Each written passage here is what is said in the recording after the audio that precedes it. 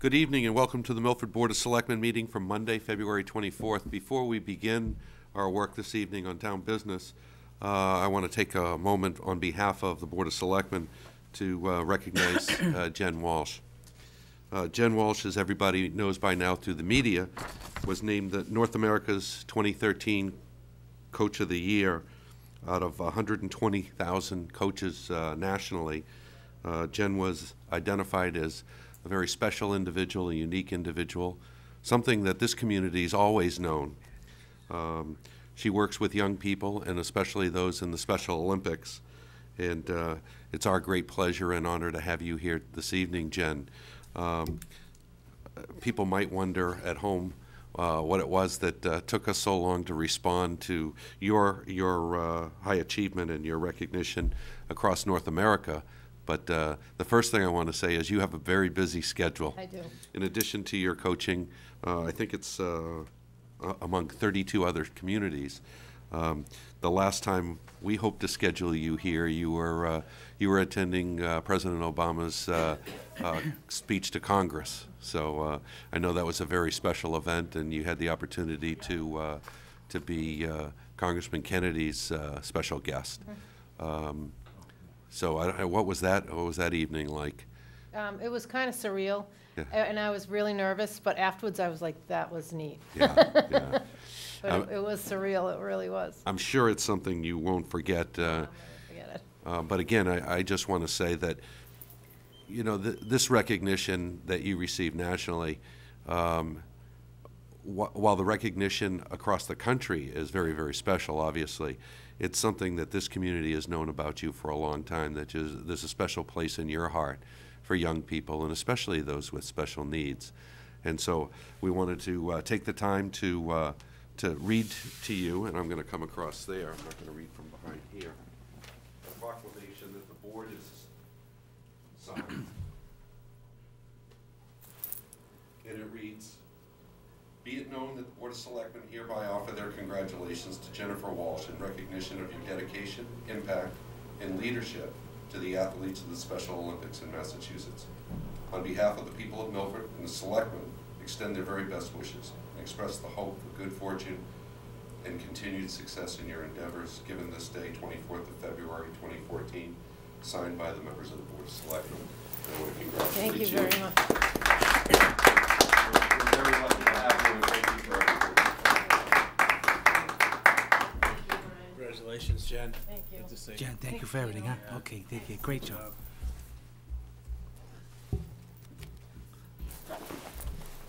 Now Jen has to run to Marlborough for a Special Olympics event, so Take care. we'll begin with the rest of the items on the agenda. First, we have the signing of the warrant. Motion, Bill. Seconded. All right, I'll also vote in favor. That's unanimous. Next, we have the approval of the February 10th, 2014 minutes. Motion, Mr. Chairman. Seconded. Also vote in favor. That's unanimous. Next, we have citizen participation. Is there anybody here who would like to address the board who's not scheduled as part of the regular agenda? Not hearing anyone, I'll go to the public hearings and scheduled appointments. First item on the agenda is Kem Thai Restaurant, change of corporate name. How are you? Good evening. If you could just introduce yourself. Yeah. You're the applicant. So I don't have anything. I have just like a couple documents. Okay. Well, why don't I walk through it? As we understand it, you've been invited here this evening because of an application you submitted, changing the name from Kem Chai to and Chai what's Pilom. Chai Pilom in Chai Pilom. Chai P Rom. Yeah. Okay. Inc. Yeah. As a matter of regular administrative purpose, we go out to the various department heads and we ask if there's any issues or concerns. I would just want to read from that first. Okay. Building commissioner has no issues. Building is zoned appropriately and has handicap restrooms that are accessible. Town planner has no issues. as there's no change in the actual use of the building. There's a minor issue as it relates to personal property tax of $39.65, but nothing significant. The town treasurer has no issues, no outstanding liens. Fire department obviously has no objections with the change of the name. And police chief has no issues, and Board of Health has no pending issues. So you're in good standing with the community as it relates to your permits and all of that. And is this simply just a straight change? No, just change the company name, everything the same. Okay, everything else will be the same, no change of business operation or? Or just add one partner, that's it. Okay, you've added a partner. Okay, with that said, I'll go to the members Mr. of. Chairman, no questions. No questions, Brian? No. Okay. Thank Okay, you so much. the motion to approve the change? Seconded. That's seconded, and that's unanimous. Thank We you wish so you a lot much. of luck. Thank you. Appreciate it. Thank Thank you. you. All set, right? All set, you're all set. Thank so you. much. All right. Next item on the agenda is Massachusetts Electric Verizon joint pole relocation. Not part of that, okay. Not tonight. All right, so, It's that gentleman. you're here, all right. If you could just come up to sit down in the first seat and introduce yourself for the benefit of everyone here. Michael Frazier, National Grid, 245 South Main Street, Hopedale. Okay, Michael, welcome. So, we've recently received your request, and this is a public hearing. Let me read from the notice of that public hearing. Notice is hereby given the Milford Board of Selectmen to receive the following petition. That is a petition to change, on Dilla Street, to change pole 19-84, plan number 164302888. This petition was received from Mass Electric and Verizon New England. There's a sketch that accompanies the pole replacement of pole 1984 from private property to a public way for the guying of wire, pole 19. Also for permission, the request is for permission to lay and maintain underground laterals, cables, and wires in the above intersecting public ways for the purpose of making connections to such poles and buildings. The hearing is, you were notified of the hearing this evening. Abutters have also been invited to attend and participate if they so wish.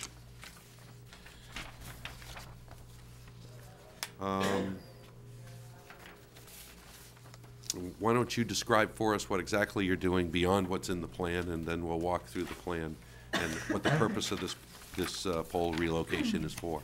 Sure. Building number 53, which is shown on the sketch, is upgrading their service. They are currently being serviced from pole 19-84, which will be removed. It's currently in the middle of the woods. We have no way to maintain it, but it's also acting as a guy. There's a guy wire going from existing pole 19 to that pole 1984. Okay. So in order for us to maintain it, I just want to bring it to the street. They're being serviced from a different pole now. Okay. Let me go to the board members to see if there's any questions with the drawing that Yeah, they've thanks. received or the request. Sir, this is on Dilla Street, Correct. and what's the closest business or house near there? Pole 19 is right on the driveway of some landscaping. I'm not sure the name of it, but it's a landscaping company. Okay. 53, for some reason, is on the even side of the street, but it's about halfway between Purchase Street Market and Wendy's. It's kind of in that area. And by doing this, it's not gonna adversely affect anybody, right? No, it's right in front of the building of 53. There's just a pole further back. We're just bringing it closer to the road. Okay. Thanks, Bill. Okay. Brian?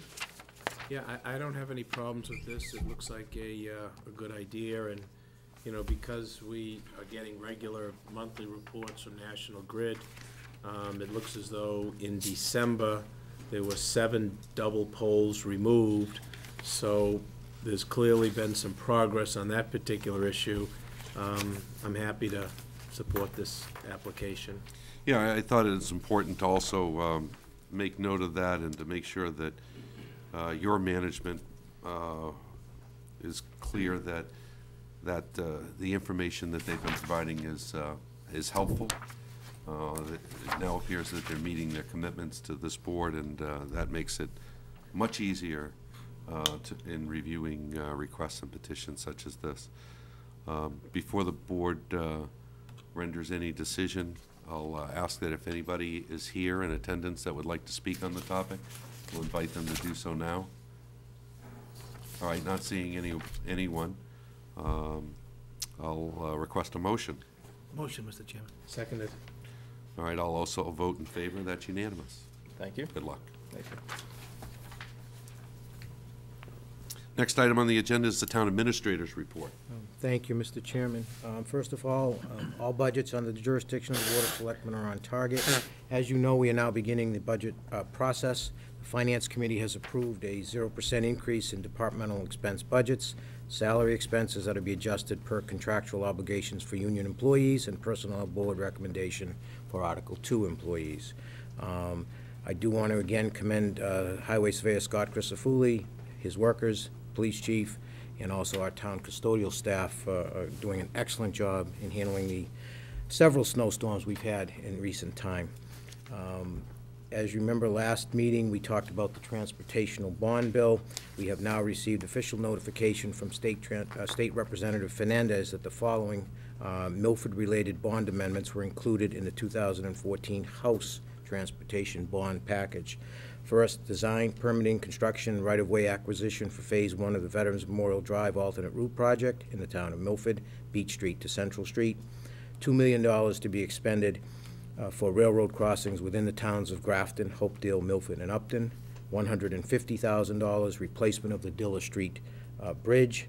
$1,200,000 to reconstruct Route 16 in Milford at the intersection of Medway Road, Route 109, including replacement of concrete sidewalks, signalization, and other traffic improvements.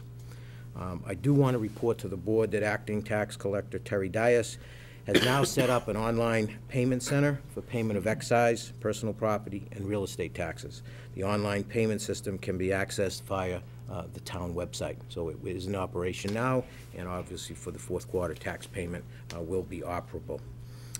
We have also been informed by Senator Moore's office and Representative Fernandez's office that Mass DOT has responded to their letter requesting evaluation of the Green Street and Cape Road intersection. They will be coordinating with the towns of Milford and Hopedale to schedule a site visit in order to evaluate the intersection and propose safety improvements. Once the district and the towns are in agreement with the proposed recommendations, Mass DOT will implement them as soon as possible. So that's a significant step forward. And finally, regarding the registered marijuana dispensary to be located here in Milford, I have participated in a teleconference call along with representatives of the other 19 towns or cities where provisional licenses to open a registered marijuana dispensary have been granted. We spoke with Karen Van Unen, Executive Director of the Medical Use Marijuana Program, and Kay Doyle, their legal counsel. The next step in the process is for them to meet with each individual applicant, review and verify information provided by the applicant, establish a timeline for the applicant, and set up a plan of action to complete the process to achieve final license certification. There will now be future teleconference calls and meetings. I have updated the police chief, the building commissioner, and the health agent on this first call, and they will be involved as necessary in all future calls and meetings. So the process is moving forward. And that's all I have, Mr. Chairman. Okay. Any questions or comments? No, Mr. Chairman. Okay, I don't have any. Thank you for the update. Rick? Next, under old business, we have Blair House, the renaming of Cemetery Street, and what I think we have Kyle Romano, Executive Director of Blair House, present to make a request. Please have a seat.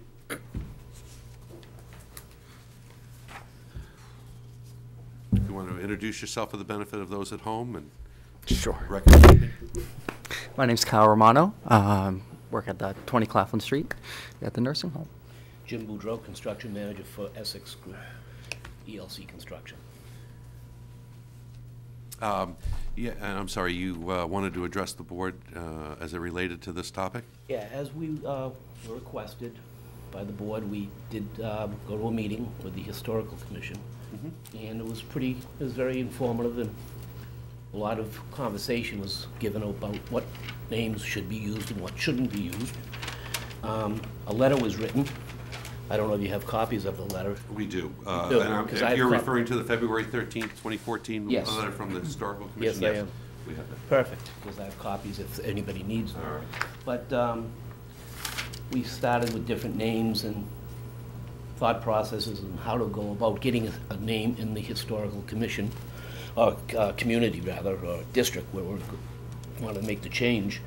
And we started with, prominent people from the past, politicians, dignitaries and so forth. And what they wanted to try to do was narrow it down to something historically significant to that neighborhood, being right downtown and being the oldest part of the community. And it got narrowed down to the names in the letter that you see in front of you. And we basically would like to have your input. We have ours. We know what we would, out of that list of 5 names, what we would opt to. Okay, I'm going to say that I think when you brought this forward, I think the importance of this is when you brought it forward for the benefit and continuity from a prior meeting. I just wanted to catch everybody up in case somebody didn't see that meeting. Was the issue as it related to there being 2 cemetery streets? That's correct. And the fact of the matter is, when you have 2 street names the same, it can cause confusion, certainly for emergency response and 911.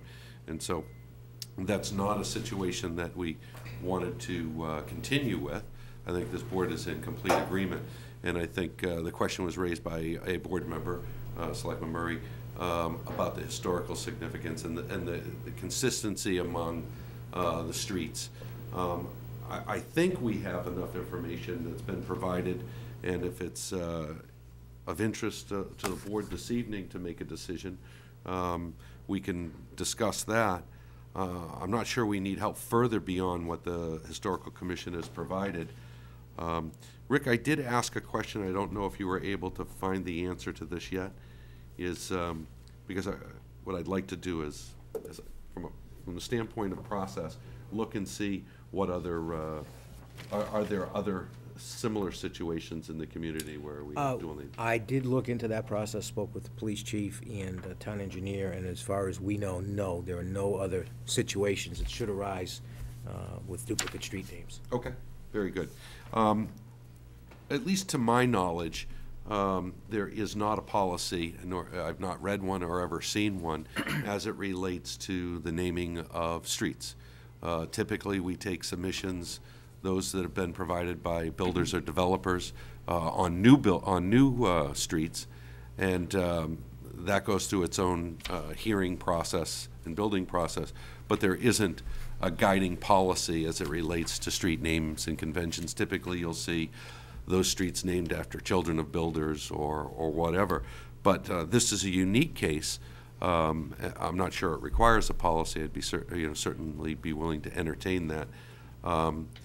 But this is a unique case where it's an existing street and an existing and historical area, being the older part of town. And the questions raised were certainly valid. And now what I'll do is I think the board members have had an opportunity to read the input from the Historical Commission, and I wanted to see before we went further with suggestions from beyond that, I wanted to see if the board members had any comments. Dino? Yeah, thanks, Bill. Well, when it was brought up, I think we had a good conversation, and I certainly want to thank the Historical Commission for these names. Since that time, just thinking, driving around, there were a couple of people, and I'm not going to mention any names, that were tremendous educators at Milford High School who happened to live in that area. And I said to myself, that would be nice to have one of those individuals, like I said, but I'm not gonna get into that. Selectman Murray mentioned the name of an individual who, she's a fine lady, did a lot for the town, and her name has been out, and there are a lot of people who have said that that would be a nice tribute to her. So I'll just leave it at that for now. Okay, and I'm remiss. What I didn't do, and I should have done, and I apologize for not going directly back to Brian, what I do want to do is read from the Historical Commission note. The Historical Commission, in a note written by Lynn Lovell, Secretary of the Milford Historical Commission, responded to our request. In reply to your request to suggest some names for the part of Cemetery Street reached from Claflin Street, we came up with 5 suggestions. The first is Bickford Way, suggested for Bickford Shoe, the only shoe shop built by donations from the citizens of Milford, complete with all the machinery. This was the only shoe shop that specialized in women's shoes. The next suggestion was Scammell Way, suggested in the memory of Adjutant General Alexander Scammell, who was George Washington's special secretary, who was born, raised, and taught school in Milford before moving to New Hampshire. It is said he could always make George Washington smile.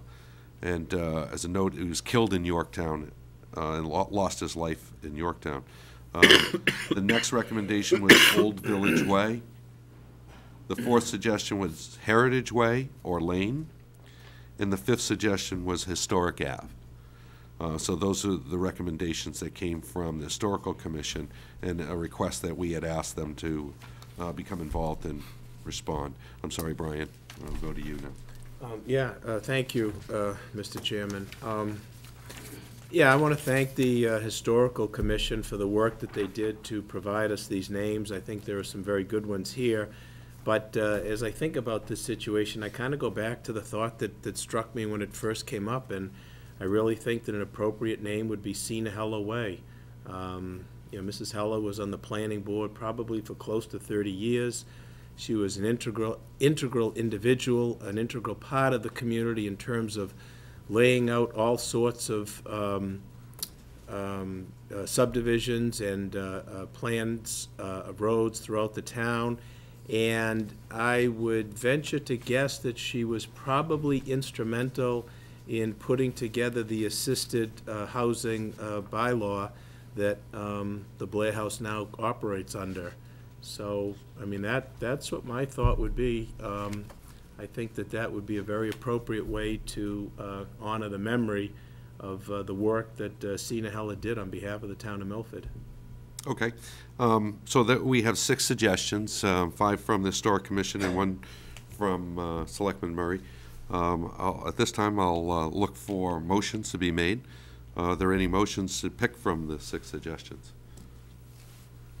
I'll move that we change the name of Cemetery Street to Sinahella Way. Is there a second? Second, Mr. Chairman. Okay, I also vote in the affirmative, so that's unanimous. So for the benefits of police chief, fire chief, and I think who comes up with the sign is Highway. Yes. Okay. We can commence with that, and I'm not sure if there's additional public hearings required to make that change through planning process, but you can work with Jerry to see if there's anything else. There is not. Some There is notice issues, but we'll take care of those. Okay, notice to people that obviously live on that street. 2 houses that live there, there is some kind of appellate process, so just, we will take care of that. Okay, very good. Mr. Chairman, I don't know, Rick, there's a formal motion, right? Yes, the Why don't we motion, make if you that could, motion? if you could do the motion just the way it is and insert the name, Mr. please. Chairman, motion that the portion of Cemetery Street lying easterly of Claflin Street and extending for a distance of approximately 469 feet easterly therefrom be renamed to Sinahella Way. Second. Second, that's unanimous. Okay, so for the benefit of the recording of the minutes, we have a new name, and we appreciate you bringing this to our attention and Thank you, guys. helping us with that process. Jimmy, so I much. thought you were going to say you're going to include our names on that list, no? That's right. Historical Commission, they frown. They saw it coming. Thanks, guys. All right, thank you very Thank much. you. See you guys. Next, we have Town Planner here to discuss Consigli property and conservation restriction for much more than the Consigli property, and we have Reno DeLuzio. Good evening. Hello, Reno. How are you? Yeah, don't stop. Emeritus, that's right. You got to cut that out. We got a tag team here. In case I nod off, you can. All right, jump in. Okay, so we've had several discussions on the topic. I think the board is clear about what we're trying to accomplish. Larry, why don't you walk us through any recent developments? And for the benefit of folks that might be at home, if you could just provide some continuity to those past discussions. Yeah, in December, I believe it was, at one of the public hearings that the board was having to adopt the new community development strategy, part of the strategy obviously included the town preserving open space in a general way. And it was brought up specifically that the Consigli property, while it was town-owned, wasn't even under the jurisdiction of the Conservation Commission, let alone have any further protection. So in response to that, I had looked at the properties adjacent to that, and as it turns out, there's some 200 acres all total that are owned by the town. 8 properties altogether. Only 3 of them are actually under Concom jurisdiction, and obviously none of them have any further protection beyond that. So the proposal that I had suggested was that the selectmen look at establishing a conservation restriction on all 200 acres, with the restriction running to, my suggestion was the trustees of reservations. So that kind of gets us where we are today. At your January 27th meeting, you had appointed a working group. Reno and I are on it, town council, town administrator, and the chairman of the Conservation Commission, Bob Buckley. So we've been looking into putting together sufficient information to apply to not only the state but the trustees of reservations for them to accept conservation restriction. The aerial that I posted on the wall shows obviously the 8 parcels, and they're outlined in color. The Consigli piece is the one that's in yellow. It's basically in the center of the map. After you had established the working group, I was able to make contact finally with someone at the trustees of reservations, and it turned out that it was Jennifer Dubois, who is the director of all of Eastern Mass for the trustees. It happened she was going to be in town, and actually was able to meet with the town engineer and walk the Upper Charles Trail from the westerly end of the property at Louisa Lake all the way over to 495 up behind the water company. And she was very interested, very impressed with the properties. And by that time, which was the 12th of this month, had already been able to talk with her board at the trustees, and they're interested definitely in looking at accepting a conservation restriction. As the memo points out, it appears that the typical rate for municipalities to enter into a CR with the trustees is an endowment of $10,000 that's put in escrow, and that basically becomes the enforcement account if anything should come up in the future, because it is an in perpetuity restriction on the properties. I want to talk to her some more about that to see if that is really necessary, given that it's a municipality on the one hand, and also that in the broader context of other open space parcels in the immediate vicinity, that not only the town already has CRs on, the Walden Woods, for example, there's almost 200 acres there in itself. But there are other properties adjacent to that the town owns that I know that Reno and Bob Buckley had been looking at over the years to try to protect as well. There's certainly headwaters of the Charles properties, given their proximity to the Charles River, and also given their proximity to the the Fairbanks property in Holliston, just over the line to the east. So at any rate, as I understand it, today, the endowment is $10,000 that the town would have to pay, and there are some additional expenses that would go along with that, because there's a baseline documentation report that they put together about the properties. We have a pretty substantial binder, 3-ring binder, that they put together on the Walden Woods properties with photos and GPS located mapping sites all the way Landmarks, yeah. through. So the additional costs, we estimate, would probably be $2,500 in addition to the $10,000. Just the other night, I did attend the Conservation Commission meeting and presented all the information that this board's already seen, and to bring them up to speed and to also get their vote to support the application. And you know, they were pretty excited about being able to do it. As it turned out, one member was away, and another member felt that they needed to recuse themselves because they were in a butter. It was unnecessary, so we had 5 yes votes instead of 6, but they were all in favor. I can relay that with confidence. So they had a specific a motion to accept all the parcels to be under their jurisdiction should you move forward with the article that I've proposed, and also look to see a conservation restriction that's in perpetuity on all of the parcels and limited, very limited in terms of what could happen. It's basically passive recreation with some specific items pointed out, like the Upper Charles Trail as an actual constructed element as opposed to just a path, and the recreation facilities at Louisa Lake. So they're on board with that.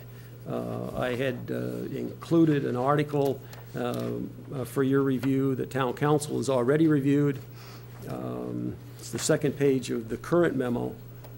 The first part of the article gets the remaining 5 parcels under Concom jurisdiction. The second part of it would then seek to put all 8 parcels under a conservation restriction that would run, if not to the trustees of reservations, then a similar corporation or trust. Jerry felt that was important to have that language in there, just in case, for some reason, something occurs that the trustees all of a sudden decide they can't do it or don't want it. Where it's not them, it might be somebody else. Yeah, the Yeah. Trust for Open Lands or Okay. something like that. And then the third piece of the article, obviously, is the funding piece. So this would be an appropriate article, and I would hope the selectmen would insert it in your May annual town meeting warrant. Sure, I had a couple of questions and just a general comment.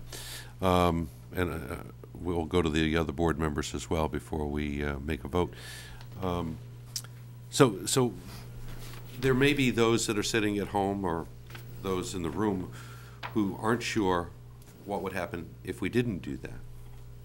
And so maybe we could talk about that a little bit, because it's been discussed here, and I want to discuss it a little bit further. There were certain representations made at town meeting when the Consigli property was purchased that would always be used for passive recreation. But those were representations, and as a matter of fact, any future board in any future town meeting could change that. That's right. Should the town decide to do that. It's this board's belief, at least from the discussions we've had, there's been a consensus, not a formal vote, that we ought to formalize that somewhat and link it to the trails, link it to our broader master plan. And if you would, Larry, I know this is hard, it doesn't always translate on camera, but could you, for the benefit of everyone that may be at home or even those in the room, provide us those landmarks and give us some context there, the land we're talking about, some streets for reference. I know I have to do this. Rob will shoot me if I just walk off without a mic. I'll use the aerial. It's going to be a little easier You're for you to see. blocking the camera that's providing the view, so you may have to step to the other side. There we go. You'd think I know that, sitting here on Tuesday nights. As you can see, it's probably easier to see on the aerial. Louisa Lake is the westernmost parcel. The Consigli piece, I don't know if you can see the yellow from there, but it's outlined in yellow.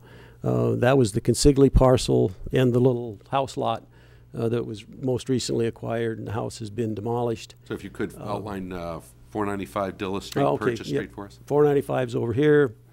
Route 85 comes through here. This is Dilla Street, starting at the intersection, running over to Purchase. Okay, thank you. This is Milford Pond, and the Charles River coming from the north through here. This is Milford Water Company.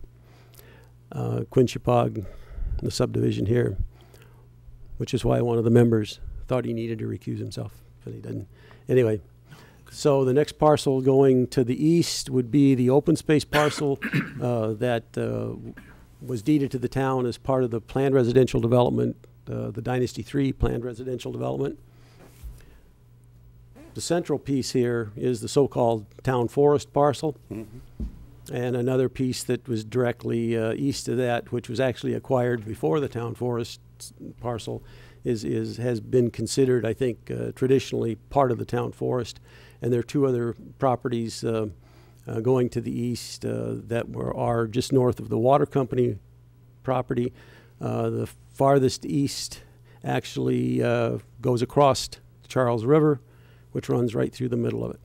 And that's a fairly recent 2011, I believe, acquisition from, was it Stone Ridge LLC, I think. Okay, and are there, you've outlined everything, so, but I also want to see, is there, what's the potential benefit to our water supply? Because if you could talk about some of the land that's key to our water supply and where our sources of water come from in that area. Well, the water company obviously uses some of the surface water and treats that as part of the process. One of the wells is down on the island in Milford Pond, but the more important element to this whole thing, geologically, I guess you'd say, would be the aquifer. The aquifer runs up. I don't have a map that shows it. Runs up in this area. So while the town forest and those parcels aren't technically in the aquifer itself, the Louisa Lake and the old Huckleberry Brook flow is in the aquifer. The other parcels all have surface drainage and are zone 2s in terms of affecting the water quality, because all of that water goes back into the Charles and Milford Pond. And as I say, there's some percentage of the water, surface water, that's siphoned off and used in the processing as well. Thank you. Thank you. Nice job. Which leads me to my second question. Where there's potential benefit to, where there's potential benefit to protecting our water supply and also benefiting the headwater of the Charles, I'm wondering, is there any opportunity for potential cost sharing with the Charles River Watershed Association? If we were to do this, would they be interested in that type of arrangement? It just seems like another way, because the cost appears to be about $12,500 based on the information you provided, and I'm just wondering if there's any way to defray that cost. There's an awful lot of taxpayer land going to this process, and while it seems like the right thing to do and will ultimately need town meeting approval, I think there's maybe an opportunity to share some costs with the Charles River Watershed Association, where we have mutual goals there in protecting that water supply. So just a thought to throw out to you, and I'll go to the board members to see if they have any further comments or questions.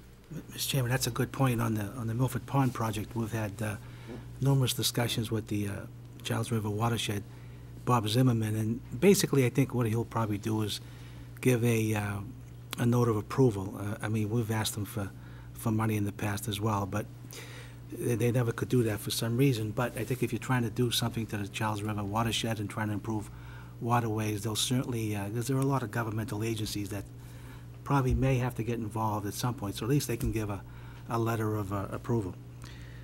I just think it's so nice, looking at this, I never, like it was yesterday, many years ago, I strongly advocated for the town to acquire the Consigli property for passive recreation. We formed the committee. Reno, you were part of it. We went to town meeting twice, and the second time in the town meeting wisdom, they were able to vote in the affirmative, and it cost $1.9 million, a lot of money, but they supported it. And so I think everything that everyone has done, Reno with the trail, Louisa Lake, bike trail, and now this, I mean, the first thing was the first part was to acquire the property, and now to protect the land in perpetuity. I think, you know, it's for future generations. And I just think that if anyone comes to Milford, goes down there and sees what's there with the bike trail and everything else, it's just it's a gem for the community. So, nice job, Larry, and you know, once it was brought up by Brian to protect it, so that there'd be no question, you know, you provided the information. I know the chairman's given you many accolades on the type of reports that you've given in the past few months, even just regarding this, so thank you very much. Brian? Yeah, Thank you, Dean. Yeah, I mean, I remember, well, it goes back probably a year or so ago. I don't know if you remember, Reno, but it was at one of the bike trail meetings, and it was just me, you, and Bob Buckley. And I brought it up that this was something that needs to be done, and both of you were very, very supportive of it.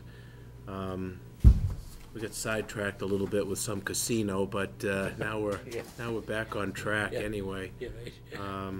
And I think Larry, you know, took it to another level by encompassing a large acreage of land that I hadn't really thought of initially, but certainly makes a whole lot of sense to do. So I'm fully supportive of this project, and let me just ask a couple of questions, because I want to get an understanding of the $10,000. You said this is an endowment for defending it, Larry? Is that what we're talking about? Is that what's the concerns that the trustees have? Well, I think that was my understanding, that it would be placed in an escrow account for any future litigation, as I understood it, that could, I suppose, in theory, crop up if the town wasn't following its own conservation restriction. Typically, these things are done with the third-party trust in control of the restriction for enforcement purposes, where you have the two parties involved not necessarily feeling they can rely on one another to protect it in perpetuity. So the third-party trust comes in, they can oversee and enforce basically the elements in the conservation restriction. I haven't had a chance since we had gotten the number, because it was actually relayed to me through the town engineer after they had walked the trail.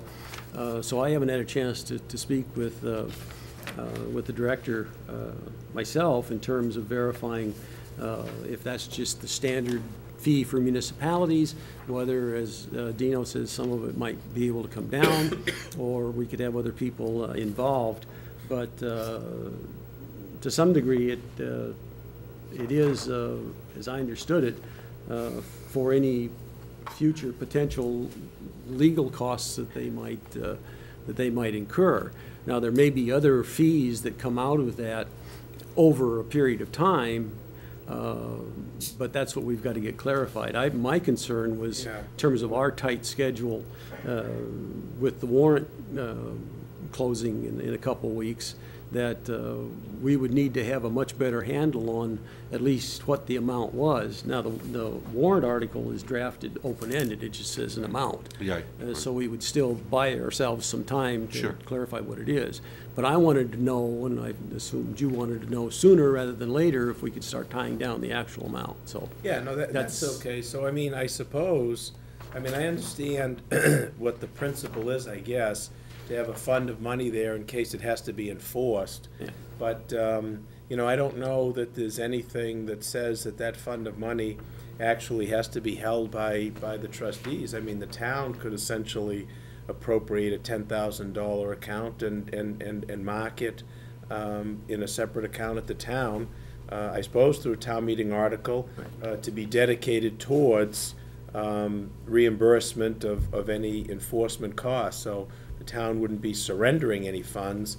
Be simply held in escrow with directions as to what that fund would be used for. Well, that's part, I can get some clarity on that from them as well. Yeah.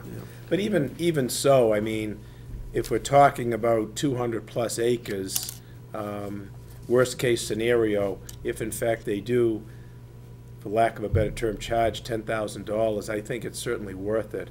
I think it's very, very important to put this kind of restriction on this particular land, because I think as time goes on and land becomes more and more scarce, the pressure is going to be on future public officials to develop this land.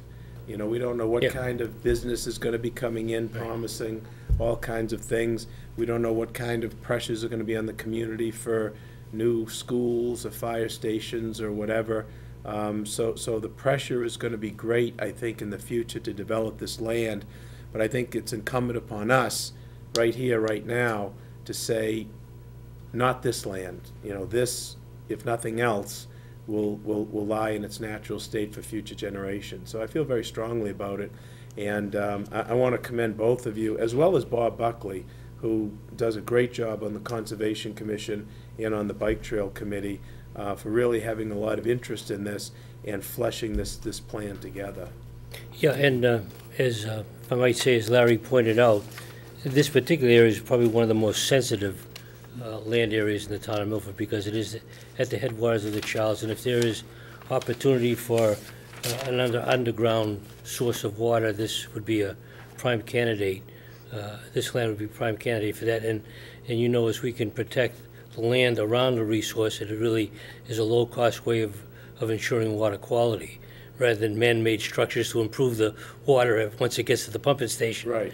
So it has a lot of, and it's long overdue. It's in our, this kind of activity proposal is in our comprehensive plan, it's in our open space plan.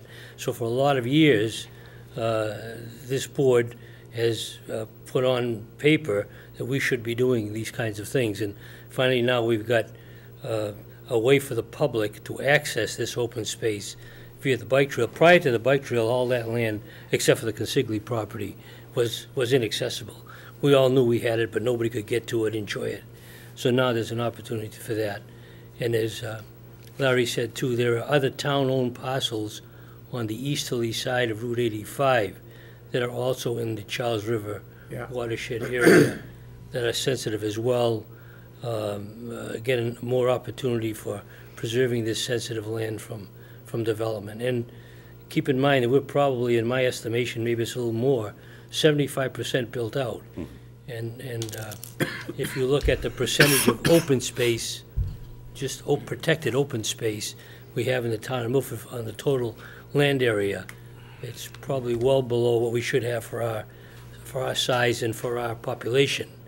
So I think, like you say, Brian, it's a time has come. We ought to advocate for this, and hopefully the town meeting will support it. And the danger is, the land is absolutely beautiful. So it's very alluring to a developer to come make a very nice offer to put in a subdivision, because some homes or condominiums, I mean, it's breathtaking when you go back there. So I really feel strongly that, you know, protection needs to be put in place in perpetuity to preserve this in its natural state. So good. I guess, you know, just, you know, we'll work around, see what particulars we can develop about the money, but, you know, clearly, worst case scenario, that it's a small price to pay for that level of protection. We can't hold it up for that. Yep. No. So thank you, Brian. Thank you. And so along that note, I want to make sure that, and I don't see it here, and I apologize if it's here and buried somewhere, but I want to make sure that there's a few things that we've talked about either through the course of the discussion this evening, or questions that we may want to raise to make sure that before this goes into a land trust, that we've addressed the potential for building out and adding to our water supply, maybe the expansion of wells, I think is still consistent with the natural resources and the use of that land. But I just want to make sure we're protected as it relates to that. The other thing is we've talked about expanding our parking so that more people can enjoy the trail. We want to make sure that that's also in consideration for this. And then lastly, what I'm not clear about, and Reno, maybe you can help me with this, is how does this impact the governance and responsibilities and authority as it relates to the trail? None that I can think of. It's still, the care and maintenance of the trail is still under the jurisdiction of our Parks and Recreation Department. And we still have responsibility to keep it up, as the budget allows us to do. But I don't think there's any conflict between the trail, the paved trail, and preserving the land as open space. They probably wouldn't allow any more hard surface development, but I'm sure developing walking nature trails through the property would be permitted under the conservation restriction. And I asked specifically, and I think it's probably a question that I want to have Jerry look into, is let's just say for the sake of discussion that we wanted to increase some recreational activities along that trail, and I've seen it at other towns. This is why I raise it. And along with that, sometimes signage goes with that. Oh yeah.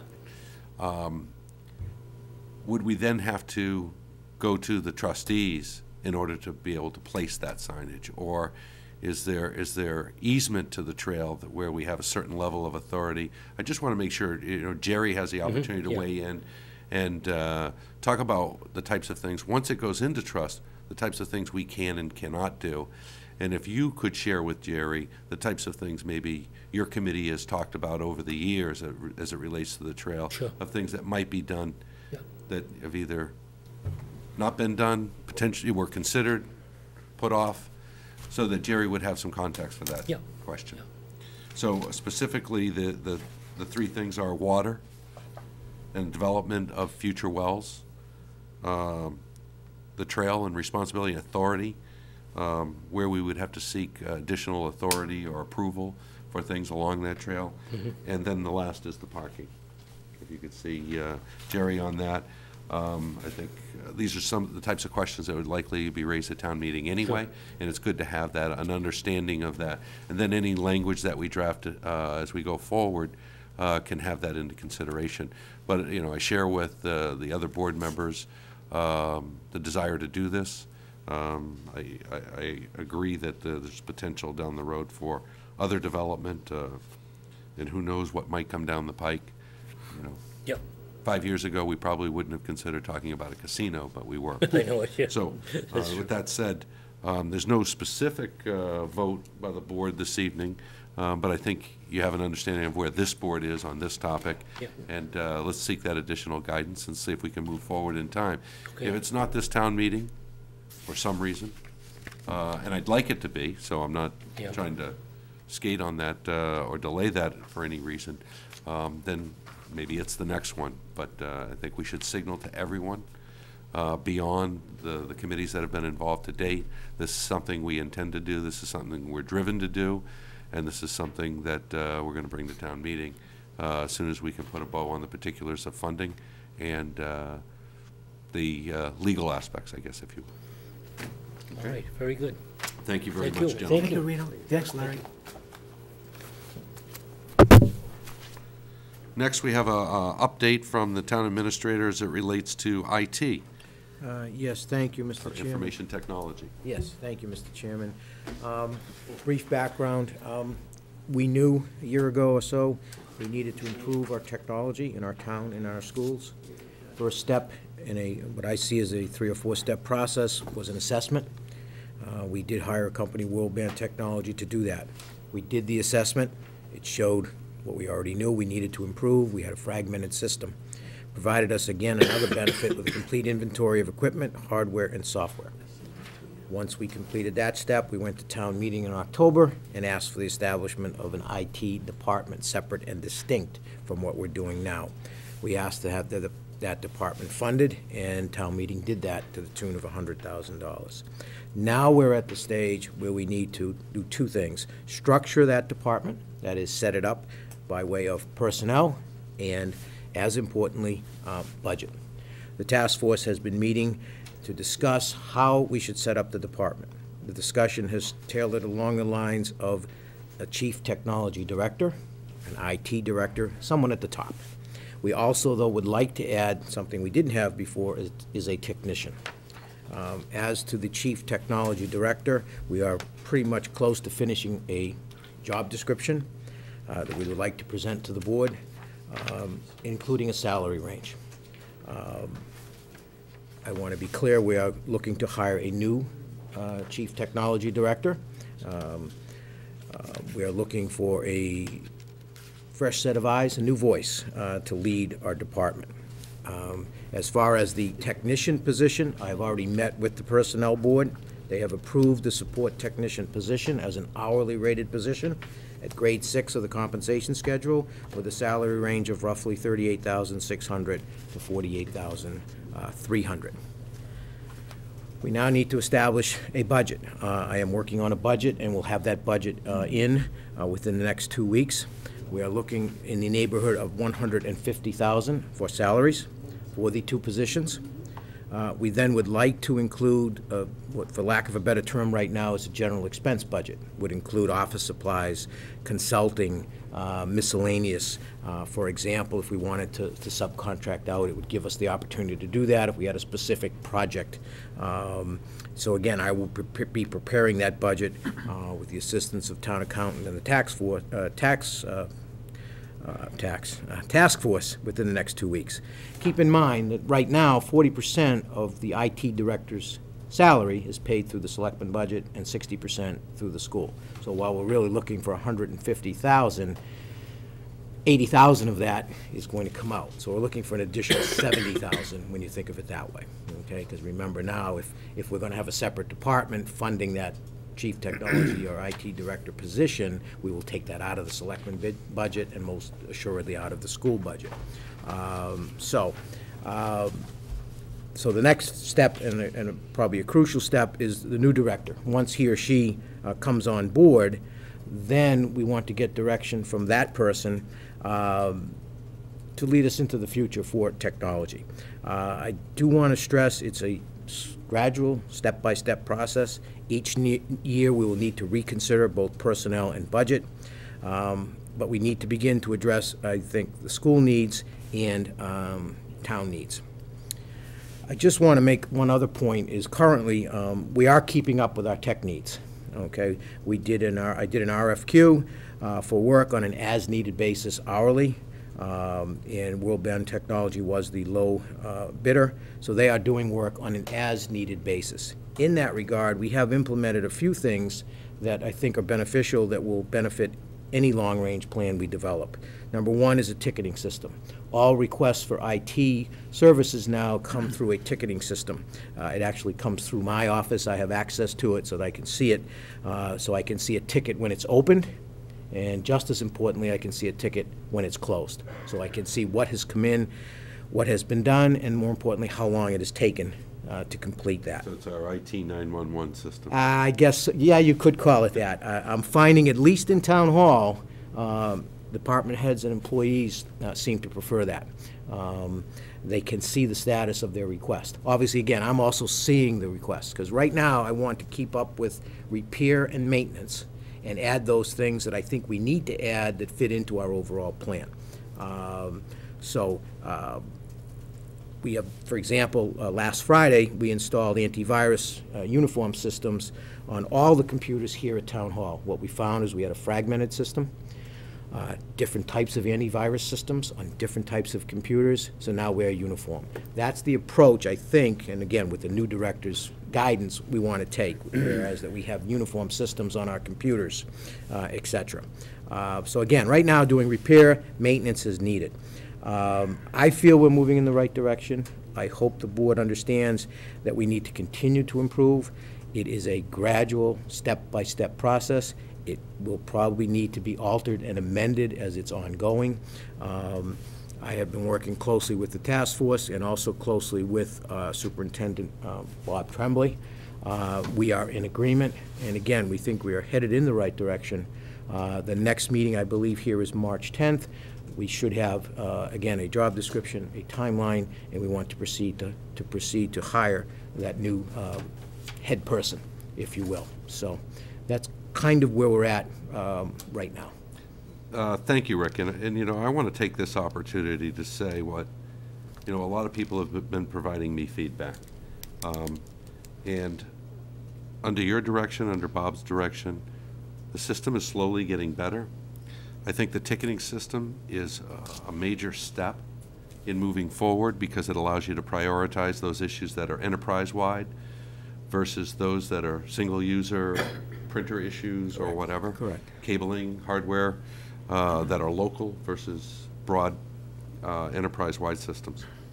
So this system, the system, if we'll call it a system, the one we have today, wasn't created in a day, and it's not going to be solved in a day.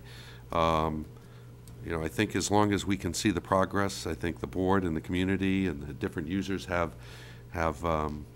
some patience. But there's already people that are providing me feedback that are talking about some of the good things that are happening and the prioritization that's happening, and the closed loop nature of this ticket system that says once a ticket's opened, it can't just arbitrarily be closed or forgotten about. There's still a reference number, and that people can circle back to it and say, hey, this is an aged ticket.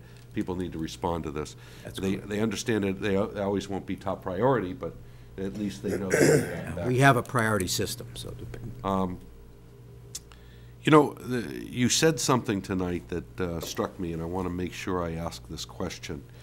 If we could, through the town accountant, I'm going to ask a very basic question, but I know it's not an easy one. I want to understand, from the town accountant's perspective, what our total IT cost is. Okay. What's the cost of providing IT to the municipality? I think we mask it at times because it's spread out in a lot of budgets.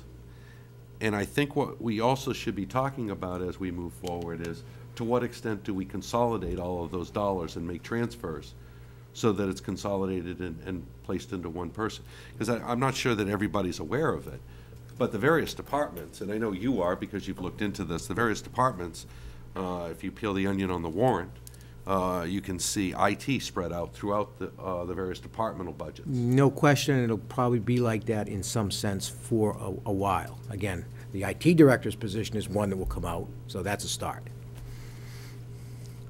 But as, for example, as you say, individual departments will have it spread into their budget, for example, to purchase equipment. For now, we need to find a uniform. In other words, they shouldn't be purchasing equipment without the overall direction of the IT department. But yes, the ultimate goal. You understand the conflict there. I absolutely do. The town meeting has approved that department head go purchase computers and laptops and servers. That's what we want to do. The procurement is important so that we do that through the technology director, correct? So I think it's important that we understand, I guess, answer that question. What is the total net cost of IT within it? And if you could identify those sources of funding and the line items. We can do that. Yeah, I'm sure you can. We can do It's that. I know we can, yes. I think people would be surprised at that number. I'm sure you'll be very surprised. And, okay. Okay. So I appreciate the work that you've been doing, and I've heard a lot of great things about the fact that I know you're consulting this. It's now an external company that's providing our IT support. but there's great feedback on that company and World Band in particular. And I want to congratulate you for having gone through that process. We have a lot of crashes ahead of us and a lot of bumps in the road in our future. This is not going to be rosy as we move forward, but this is the right step to begin with. And I'll let the other members weigh in. Dino? Yeah, no, thanks, Mr. Chairman. Yeah, Rick, I as well, Mr. Chairman, nice job, Rick. I know a few people have told me about all the work and all that. And I think this, not being a computer person, I like the way it delineates all the offices in Town Hall, what they have, the things that they've purchased on their own. I think I asked you the other day about, what's happening now, and you told me you were pretty satisfied with World Band. And so we call them and they take care of the situation while, we look at this whole thing, obtain the dollars for it, and start implementing the recommendations. It's definitely going to take a while. Rick, as far as the ticket, from your observation thus far, when a ticket is filed, how long does it take to get it repaired, the system repaired or whatever? Any idea? We've been doing things on a weekly basis. Some of the smaller things have been done on a weekly basis. We do want to install a server. That may take a little longer, but at least people at Town Hall seem very satisfied. Okay. I have heard less griping, if you will, that something isn't getting done. Okay. And they can track it, which I think is nice. Before, I think we didn't have that ability to track where the process was. Okay. It might be good at staff meetings to, whatever, if you have, let's say, 25 tickets in a particular month, to maybe talk about those. I'll say, these 5 have been resolved, these 5 are still pending, just to let people know. Sure. I think that would be good feedback. Sure. And so at least it's being attended to at the present time until, as Bill said, this is going to take a while to really repair and do it the right way. So we're talking about the Director of Technology and then the Senior Network Administrator, right? Right now, I'm going to talk about the head person. Okay. And I think that head person has to maybe help us with that next decision. I don't feel that I'm qualified to make. Eventually, 4 or 5 years down the road, I'd love to have a systems administrator, technicians below that. But again, that's down the road. Okay. Yes. And the other item is the committee will still continue to meet and all that, right? I would like to keep The present the task configuration. force, even as we are ongoing, and even when we've retained a new director, I think we should keep the committee going forward. The participants have been very helpful and very beneficial, and each one brings a kind of an individual expertise to the committee, and they've expressed an interest of staying with this throughout the process. Yeah, I think in the past, we've done the best we can with the monies. A lot of times, everything, comes down to money, and we appropriate so much and all that. But I think, with this now going forward, it'd be nice to really try to resolve this, have the right people in place.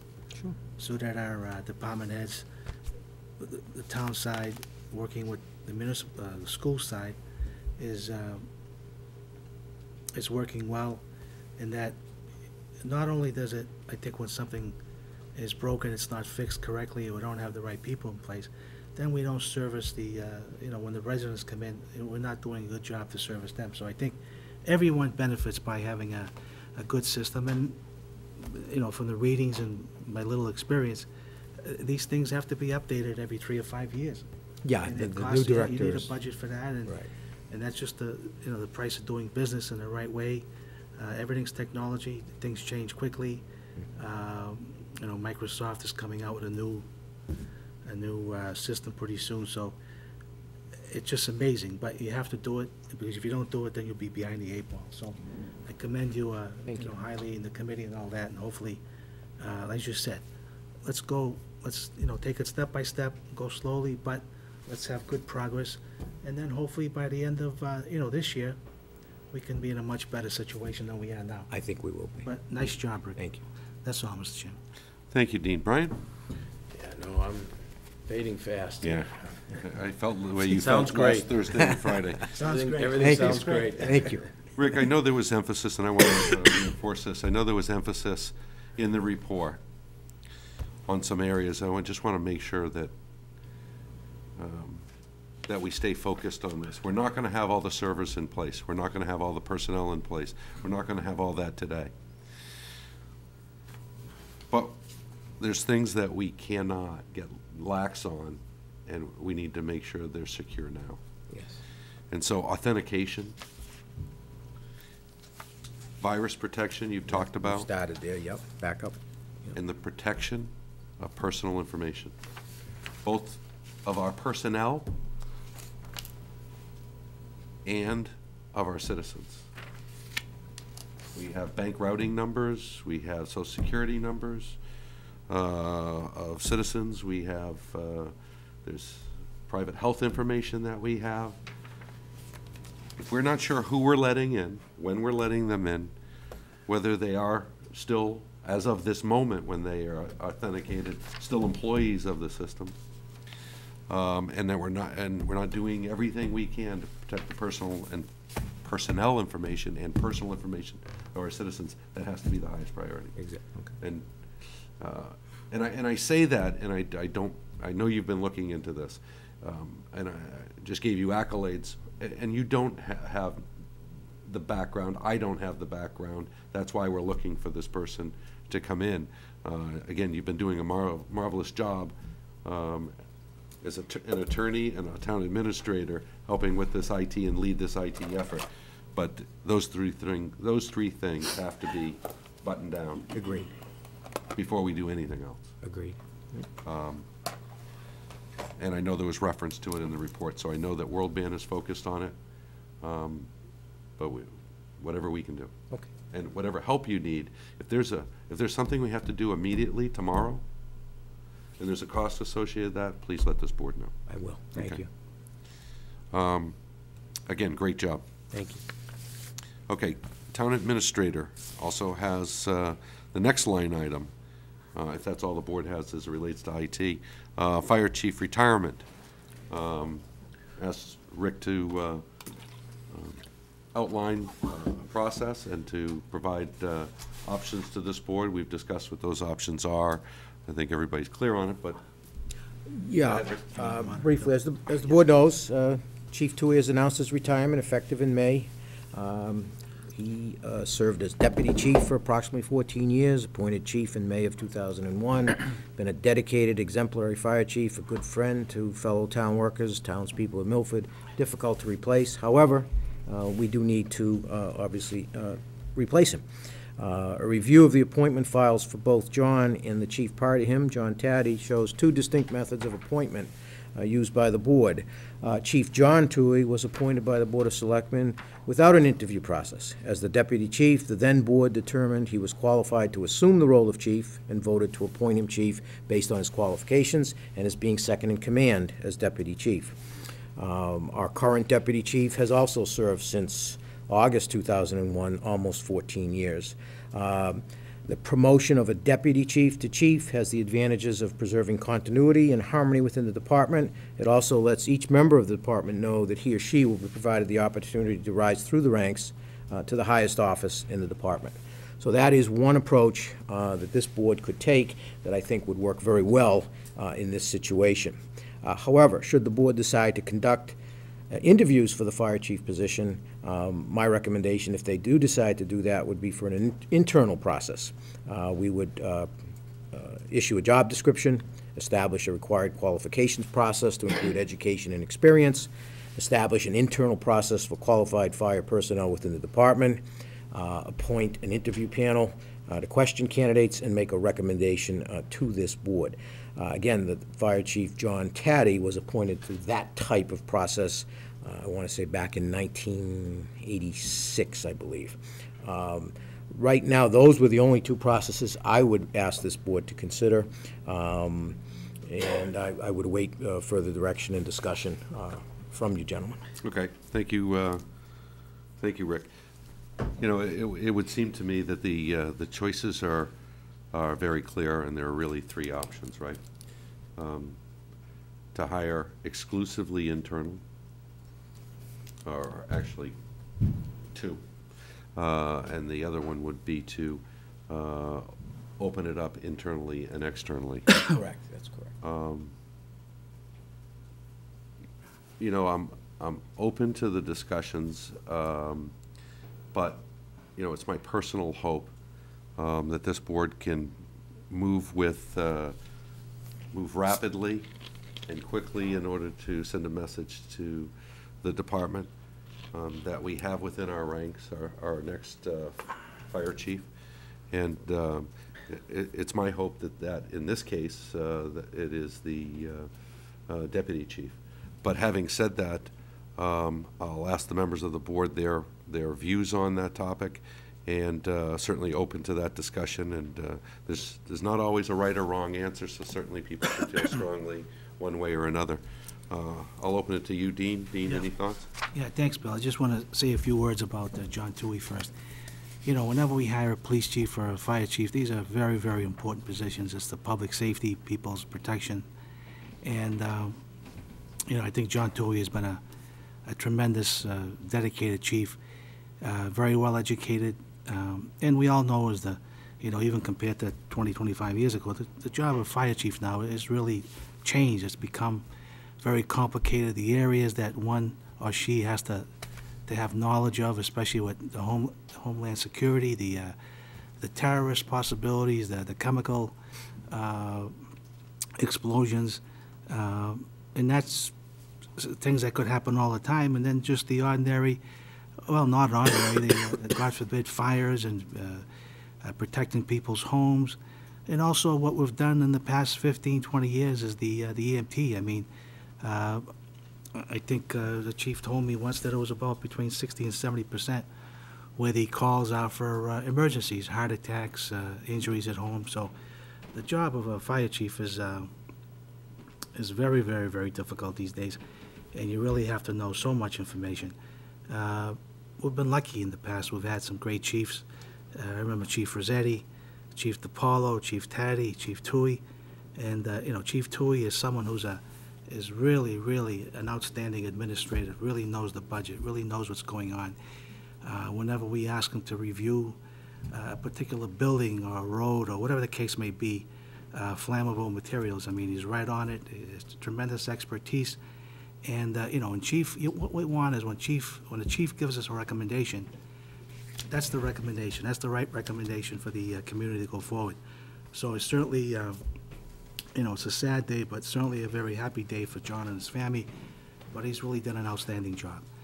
I've been involved with both processes. When Chief Taddy was hired, we had many deliberations, and at that time, every situation is different, every time is different. At that time, the board decided that we should have a panel of chiefs, so I believe we had 3 or 4 chiefs from different areas who weren't going to apply for the job, and people submitted resumes. And then, you know, the chiefs really, really got into the nitty-gritty, the details, the technical aspect of the job of fire chief. And then we received some recommendations, and then the board interviewed. As the administrator said the last time, 14 years ago, Chief Taddy was the chief. John had been the deputy for same sort of time as the present deputy. And, you know, we all felt that, hey, we have somebody right here in our midst. There's no need to go further, no need to, you know, you look at continuity, you look at how things are going, and, you know, right now we have an outstanding fire department, and the men know their roles. They do an outstanding job serving the community. So at that time, the strong opinion was, hey, we'll just have the administrator talk to Deputy Chief Toohey, philosophies. He was the first, I think, fire chief that received a contract from the board. And then we have some discussions, and he was appointed. So been a part of both processes. My honest opinion right now is that we have a deputy chief. He's been there 14 years. Had several discussions with him in the past. I think he follows in Chief Toohey's footsteps. The ground work has already been laid. Everything is in order. He knows how to look at buildings, investigate buildings, look at building plans, make recommendations. He does a lot of those things already under the guidance of the fire chief. So I think it would be, I mean, I'll go along with the majority. You know, I'd like to see a process where we do the same thing now that we did with Chief Tui 14, 15 years ago. It's worked out well. We had somebody as a number 2 man, and not that it has to be guaranteed, but when you have a number 2 deputy doing a good job, knows the community, knows the residents, knows the buildings, knows the infrastructure, I think you're at a tremendous advantage, and it doesn't take a long time. You know, it's quick, it's precise, but it's the right thing to do. So I would be in favor of, you know, of course, internal and asking the deputy chief to meet with the administrator and then to bring back information. And then if we felt that it was the right thing, we appoint him as the new fire chief of Milford. And then, of course, the deputy chief would be open, and I believe there'll be an exam for deputy chief in late March. So, you know, like I said, these 2 positions, the fire chief, police chief, are most important. You have to have the right person in there, because it's, you know, the safety of the public and, you know, doing the right things in all situations that can happen. We're a major city. During the day, we probably have 60, 70,000 people in town, probably more than that. So anything can happen anytime.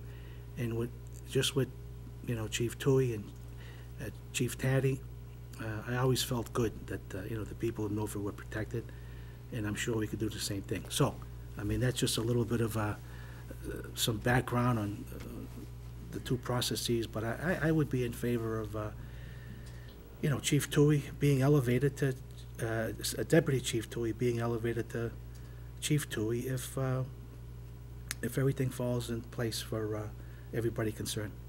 Okay, thank you, Dean. Brian? I agree. Okay. You really want to go home, I can't. So there's 2 things that I would request motion on is, one, that a motion to have the town administrator begin the process of negotiating and discussing salary requirements and contractual language. The second piece is, you know, I'd still like to have, I know that Deputy Chief Tui has demonstrated and communicated an interest to you in this position. Yes. But I think it's important, we're not looking for Bill Tui to be John Tui. We're looking for Bill Tui to be Fire Chief of Milford Fire Department. And with that, his outlook on the future of the department, and what it is that he thinks he would bring to that, I think that's still important that he communicate. And I'd like to have him come to the board as well while that process is running in parallel. Okay. All right? Sure. So I'd like to have a motion that Rick go into contract negotiation. Motion? Seconded. All right, I'm in favor of that, and that's unanimous. And we'll see what that brings us. Next, I'm sorry, is there other old business that the board members would like to discuss at this moment? I'll take Brian's cough as a no, and we'll move on to new business. Next item of new business is a dog hearing recommendation. Would you like? I'm not gonna read it. Yeah. So, I can't read it. Yeah. It's all yeah, laid out I've been there. under the weather myself. Basically, On the recommendations, Bill? yeah, why don't we go right to the recommendations of Sure. dog hearing officer? Okay, I'd make recommendations as stated by Selectman Murray. Duke shall be humanely restrained within the meaning of General Law, Chapter 140, Section 157 CI. Number 2, Duke shall be confined to the premises of Mr. Aureliano, and when outdoors shall be securely enclosed in a locked pen upon the premises, with said pen being constructed in accordance with General Law, Chapter 140, Section 157 C, 2I, and completed no later than May 31st, 2014. 3, Duke, when removed from the premises, shall be securely and humanely muzzled and restrained with a chain or other teetering device having a minimal tensile strength of 300 pounds and not exceeding 3 feet in length.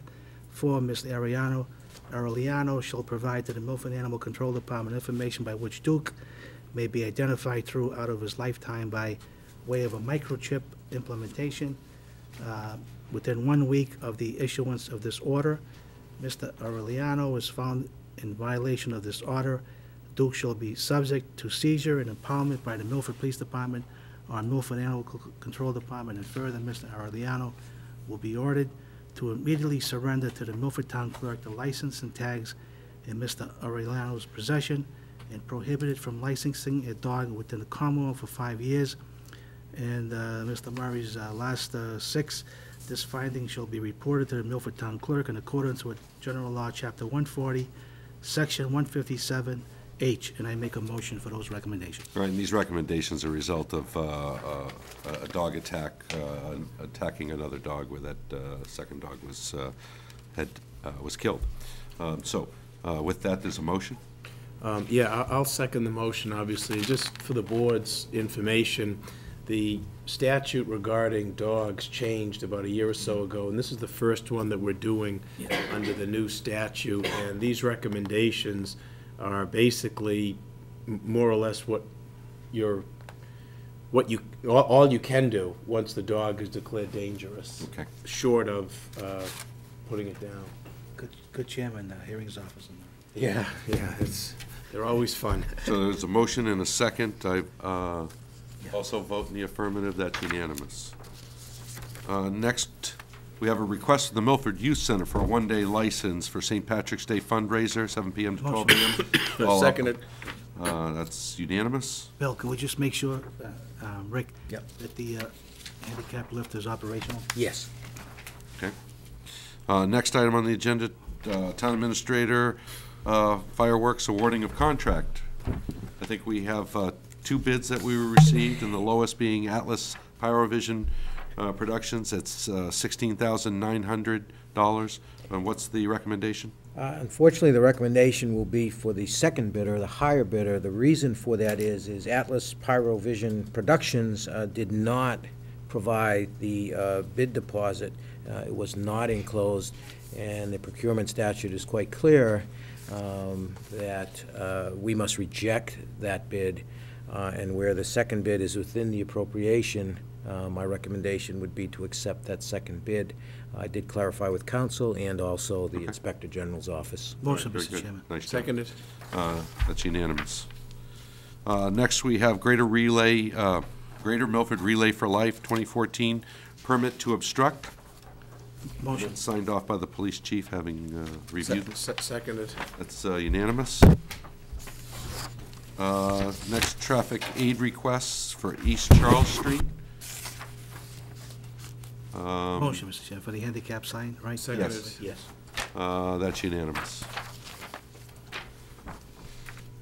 Next, we have Military Peer Support Program, 5K road race, also reviewed and approved by the chief. It's a walk for Sunday, June 22nd, 2014. Motion, Mr. Chairman. Appropriate Seconded. information is in order. That's unanimous. Next, we have traffic aid, Purchase Street at Dilla. And I'll read the information as provided from Vonnie Reese to Rick Villani, Town Administrator. Police Chief, Highway Surveyor, and herself have reviewed recommendations related to the intersection of Dilla Street and Purchase, presented to the Board, Selectmen in January 2014, and they've revised those. They make the following recommendations for that intersection improvement.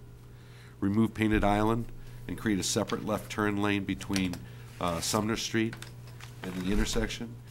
Use pavement markings and signage to indicate left turn only from the left lane, and then maintain the location of the existing center line. No changes are now being made to the markings on Purchase Street at this time. Motion, Mr. Chairman. Seconded. I also vote in favor. That's unanimous. Next, traffic aid, Beach Street and Main Street.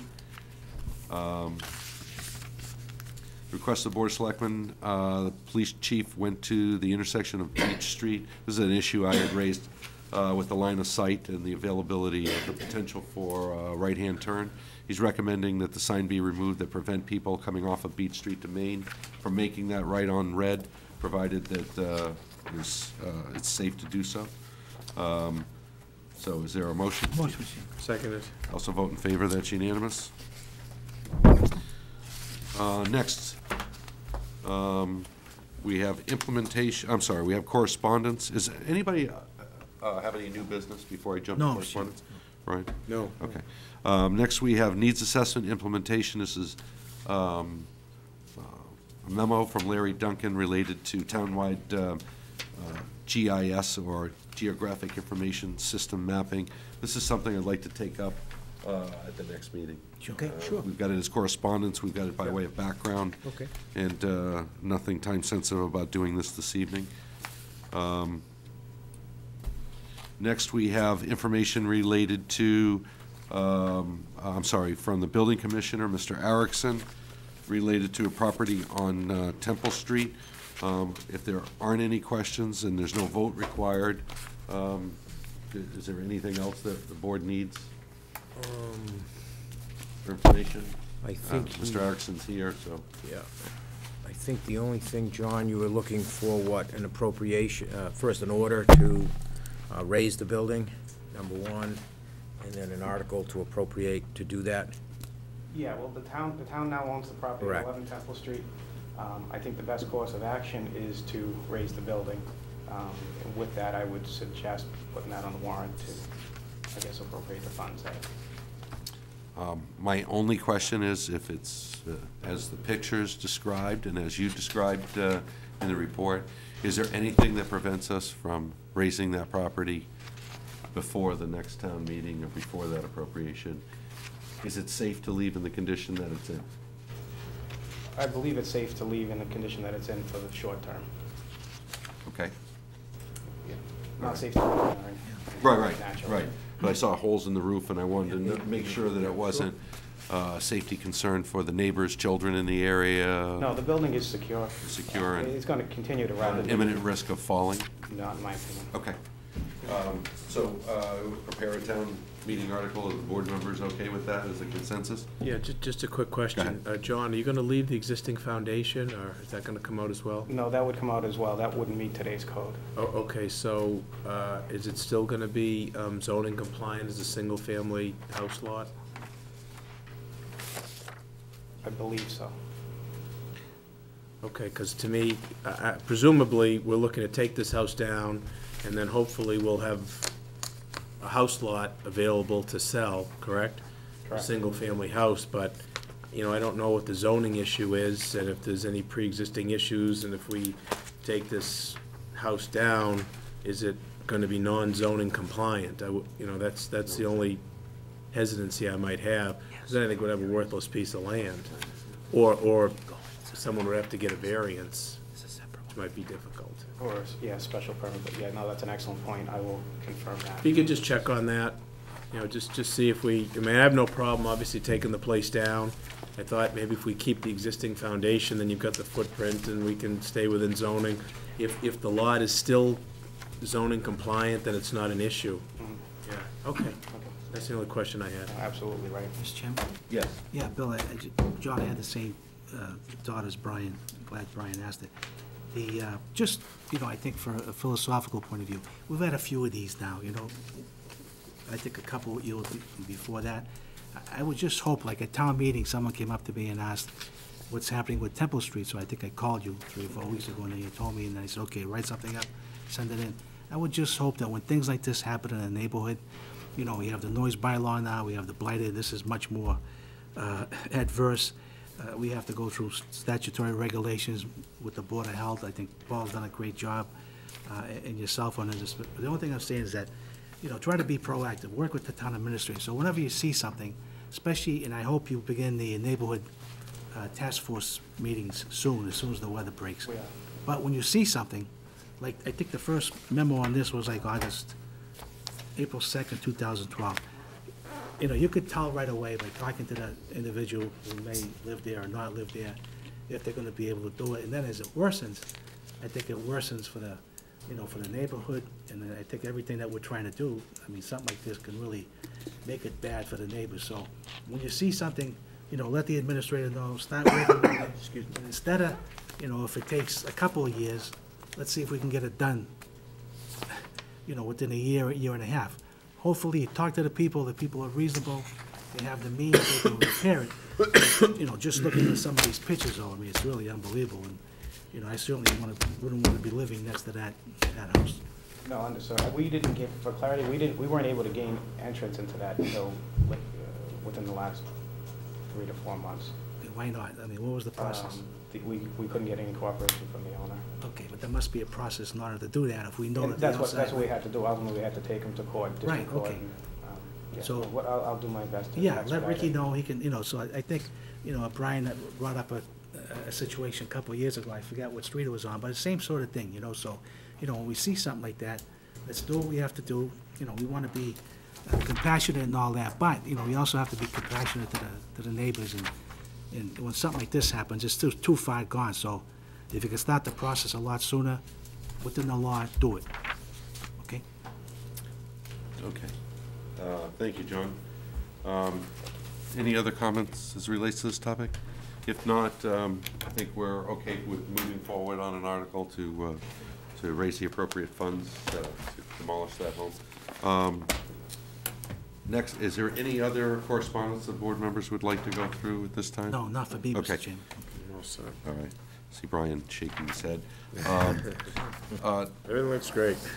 So that concludes the open session of our meeting. The board will be going into executive session, and in order to do that, to discuss collective bargaining with dispatchers. In order to do that, we'll need to take a vote. Motion, Mr. Chairman. All right, we have a motion. Seconded. We have a second. I also vote in the affirmative. I ask for a roll call. Aye. Aye. I also vote aye. We will not be returning to open session. Thank you and good evening.